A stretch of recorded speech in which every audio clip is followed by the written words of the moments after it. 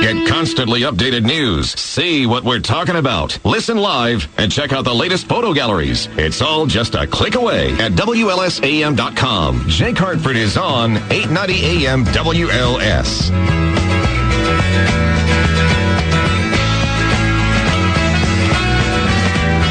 .535, Awake with Jake. I'm Jake Hartford right here in WLS. We played at the opening of the show. We played this Canada Dry commercial from the 70s, and because one of the persons in there, it's his birthday today, although he's dead. In fact, all three people are dead.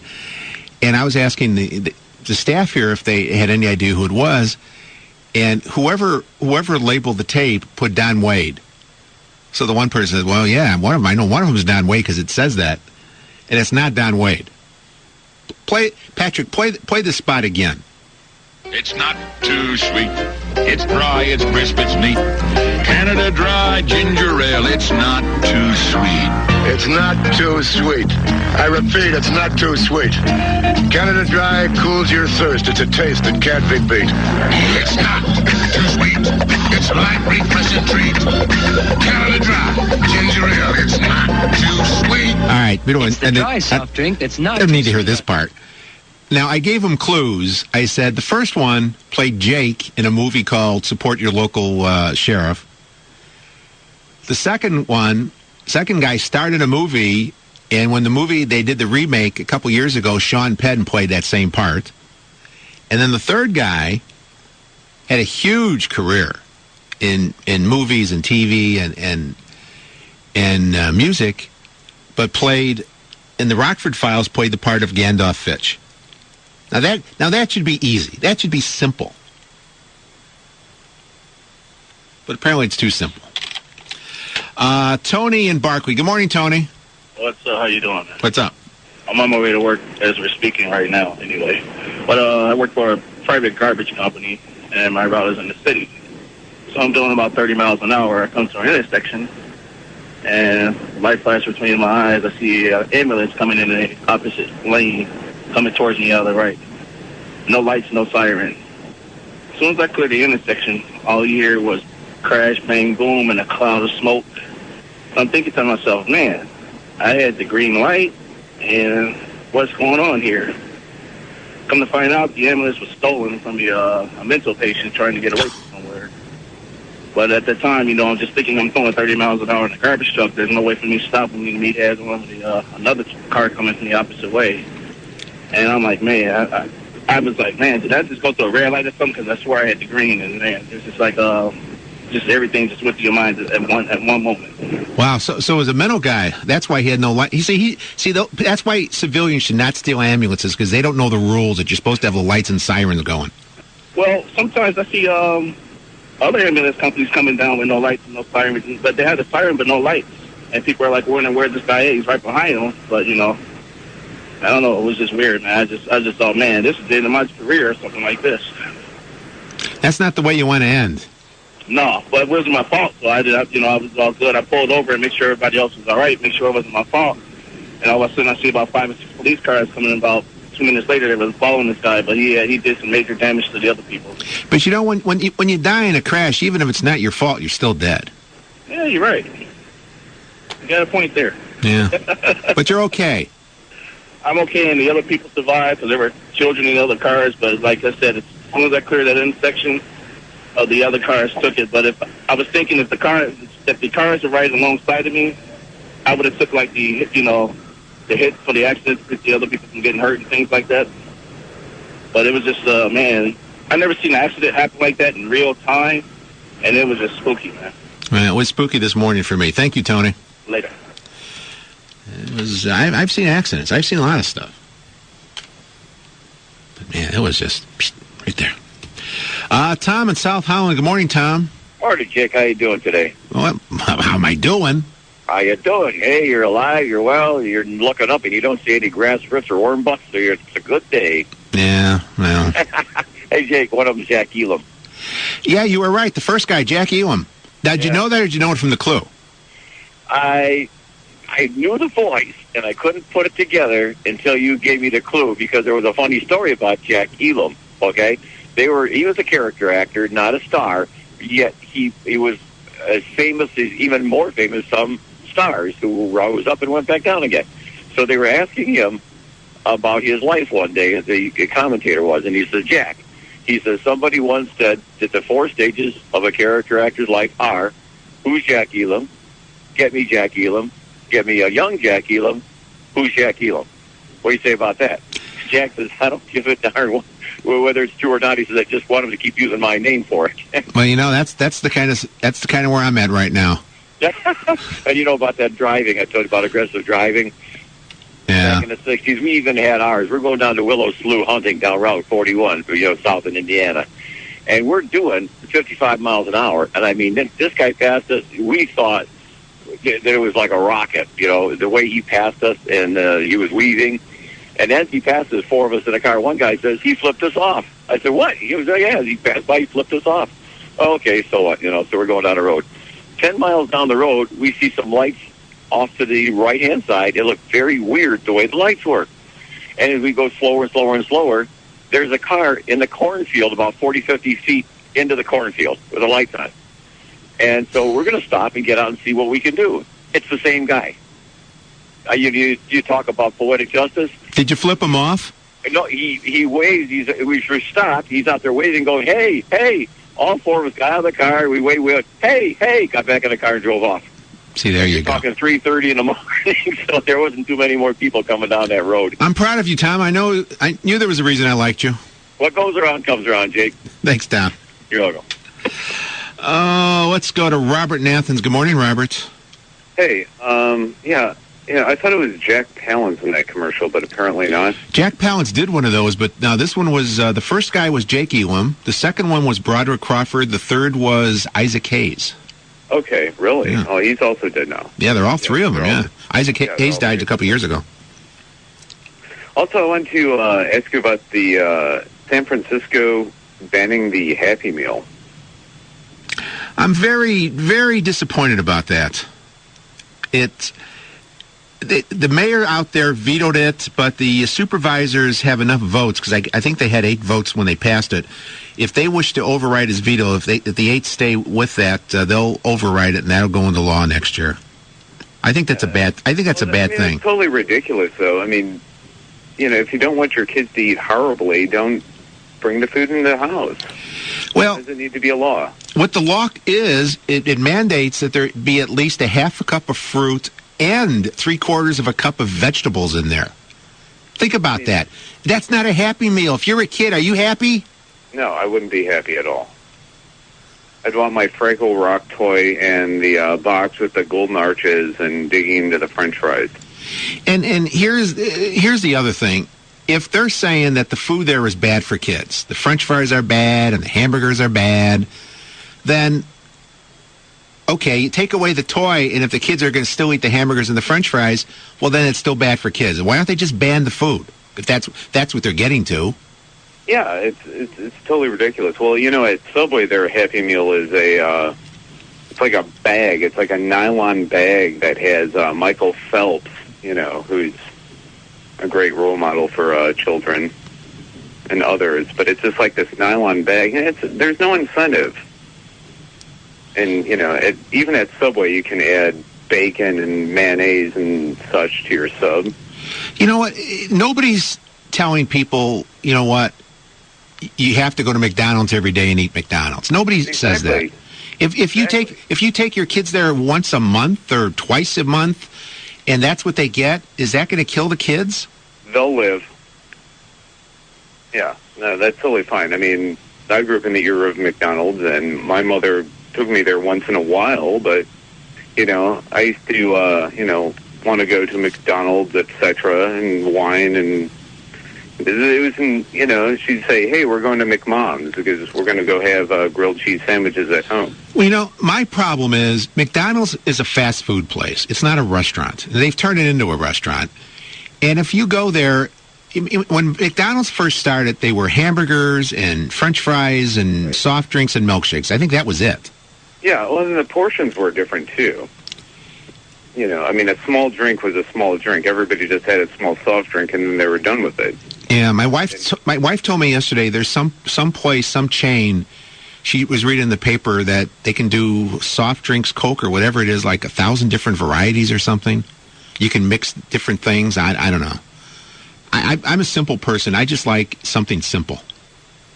Yeah, it's up to you, and it should be, you know, left to parenting. It shouldn't be, you know, to law. You know, and living in, you know, the deep south where people don't have taste buds. You know, people just fry greasy onion rings and just shove them. But that's up to you.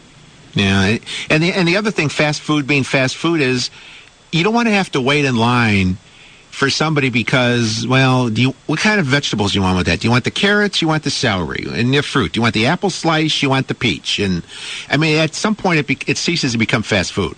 Right. Well, you know, what happened to cooking at home? Fast food should be fast food. You know, we don't have time to get from point A to point B. Let's just grab some fast food. You know, it's not a meal replacement. All right. Thank you, Robert. All right. Thank you. The mayor of San Francisco is against this ban on the Happy Meals and then putting in the vegetables in the fruit. However, they do some things in San Francisco that I would like to see here in Chicago. Now, you know, there's a lot of people running for the mayor of Chicago, a whole bunch of them. The first person who's running for mayor of Chicago who pledges to do this in Chicago will get my vote. Well, I can't really vote. Yes, I could vote. I don't even live in Chicago, but I can still vote in Chicago. There's a way to do that. Anyway, here's what they do in San Francisco. On select Sundays, they close off some city streets for hula hooping. Wouldn't you like to see that in Chicago? In all the different neighborhoods of Chicago, there'd be streets just closed off and people just hula hooping. Huh? Rahm Emanuel, you want my vote? Pledge that. 591-8900 is the phone number. 547 back after this. You're listening to Jake Hartford, 890 AM, WLS. When choosing a treatment for cancer, experience counts. As the nation's first proton treatment center, Loma Linda University Medical Center pioneered the use of proton radiation for the treatment of prostate, lung, and brain cancers. We treat more patients than any other center of its kind in the world. Nearly a fourth of all proton therapy patients are treated at Loma Linda University Medical Center. Nearly 12,000 in all, over 1,000 last year. Unlike IMRT and tomotherapy, which use X-rays, protons can be controlled to start and stop in the body to deliver maximum radiation to the tumor. This increased precision leads to less radiation to surrounding healthy tissues. To learn more and receive your free informational DVD, visit protons.com or call 1-800-PROTONS. Loma Linda University Medical Center. Many strengths, one mission. How would you like to actually make money with your own hobbies, inventions, or special skills? Now you can finally generate an income doing the things you love to do with a powerful new system called the Secret Economy. Why is it a secret? Because thousands of people have been quietly becoming rich and loving every minute of it using this unique strategy. And now it's your turn. The Secret Economy will instantly enhance your lifestyle and give you the foundation to build a successful part-time or full-time business that will generate cash. No matter what you do or where you live, you'll finally have the tools to become debt-free without relying on bank loans or credit cards. Think it can't get any better? If you call now, we'll also build you a free website to launch your new career. There's nothing else like this available. So pick up the phone and get in on the secret to make money doing the things you love to do. Call right now and get your free website. Call 1-800-858-0596. That's 1-800-858-0596. Don't miss out on your free website. Call right now. 1-800-858-0596. 1-800-858-0596. I think of Santa Rita as full-bodied. I don't think she'd appreciate that. I'm referring to Santa Rita Reserva Cabernet Sauvignon and its rich, robust taste. Have a sip. heavenly. Enjoy a little taste of heaven. Santa Rita, named Winery of the Year by Wine and Spirits Magazine. Imported from Chile by Palm Bay International, Boca Raton, Florida. Through the end of the year, when you purchase Santa Rita wine, a portion of the proceeds will be donated toward phone minutes to help our troops stay in touch with their loved ones. Visit SantaRitaCares.com for details. Good news, ladies. Ugly brown spots on your skin might feel like they're the end of the world, but they're not. You can fade those brown spots from view with Dr. Perry's Night Skin Cream. New customers can try Night Skin free. Diminish the appearance of brown spots on your face, neck, and hands. Try Night Skin free. Call 1-800-394-5797. Pay only shipping and handling. One per household. Call for your free Night Skin. Call 1-800-394-5797. That's 1-800-394-5797. Learn to avoid having a financial repeat of 2008. Listen to Securing Your Financial Future with the Goldstone Financial Group. Sunday mornings at 8. The latest national news is just minutes away with ABC News updates at the top and bottom of every hour on 890 AM WLS. You're listening to Jake Hartford on 890 AM WLS.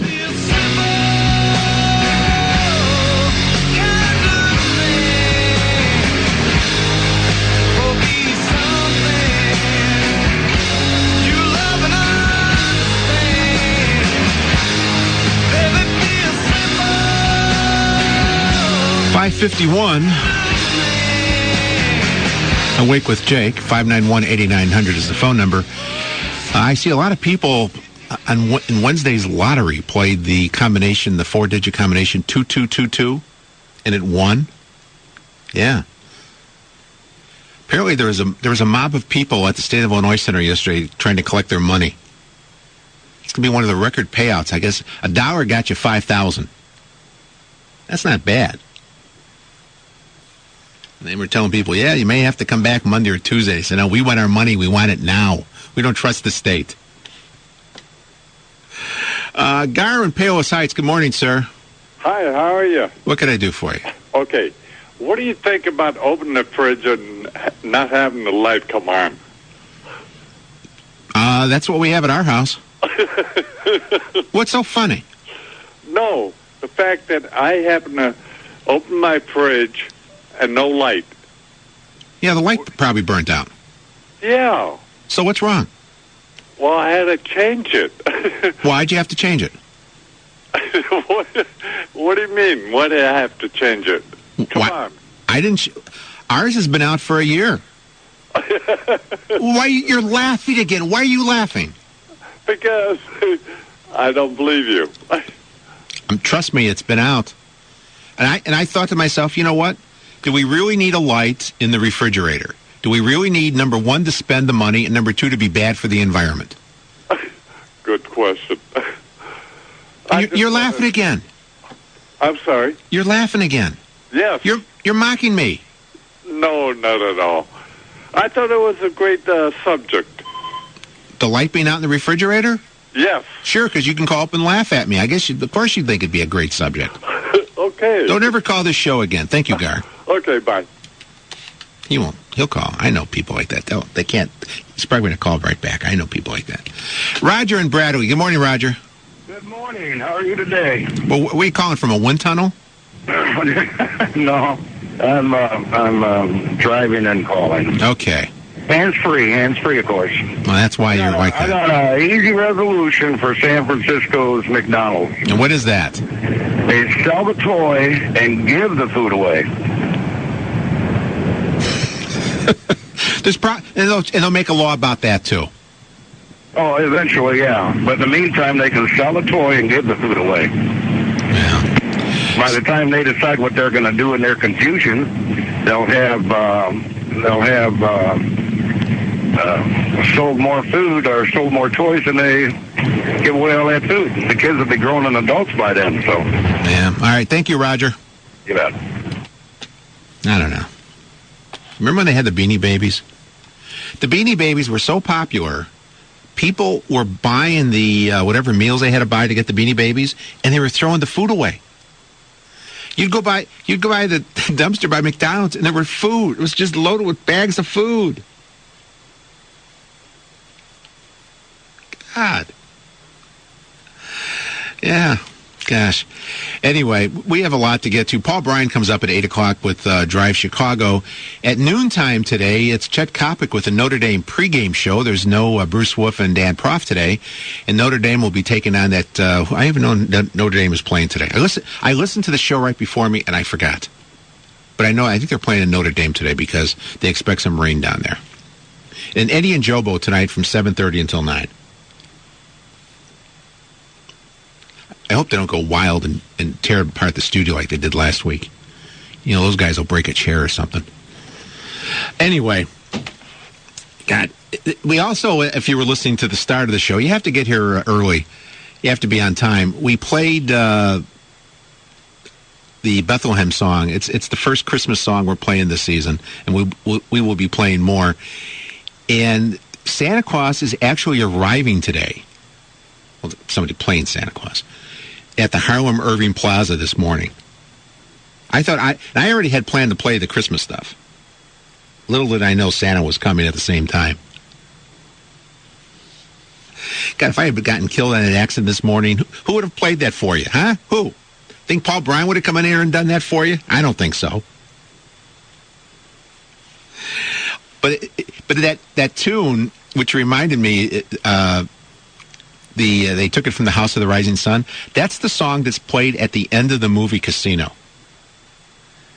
If you think about that, and it's one of my favorite movies. And my son, my 20-year-old son, he loves that movie. And I explained the whole thing to him, who the real people are in real life and stuff. And my plan was, when he turned 21 in April, was to go take him to Vegas. That was my plan. So when my life passed in front of my eyes, that kind of passed in front of my eyes too. Thinking, gosh, I won't be able to go to Vegas with the kid. He'll just go sooner. Because I remember the first time I went to Vegas. It was back towards the end of the 70s. In Vegas, it was already changing then. It was getting into the corporation stuff. But I remember going to Circus Circus. It was like they had the midnight. Circus Circus has all those acts, you know, circus stuff during the day for kids. And at night back then, after midnight, they would have lounge shows upstairs overlooking the acts. And God, this show, they had this comedian. He was telling jokes, and while he was telling the jokes, there were these naked women like dancing between his legs and around on the stage, which I thought, God, Vegas, this is great. I'm 21. Wow, I'm going to love this place. And I met these two women from Detroit. They were school teachers from Detroit. And we were watching the show together and drinking. And one of them, as the comedian would start telling the filthiest jokes you ever heard, he'd start to tell the joke, and she'd come up with a punchline. Yeah, I was impressed. So needless to say, we spent the next several hours together, going to different places and watching shows and drinking and stuff like that. And at some point, I don't know why, they were so proud of their hotel room that they wanted to show it off. And I'm like, hey, they said, you got to come see the room. And I'm like, what do you mean? Every hotel room in Vegas is the same. What's so special about your room? No, and it's like 5 in the morning. I says, come on, there's more drinking to do. There's more things to see. They said, but you got to see the room. And I said, I don't know what you can have in there that could be that special to give up drinking and seeing more stuff in Vegas. So then, you know what happened? Oh, I'm out of time. Back for another hour right after this.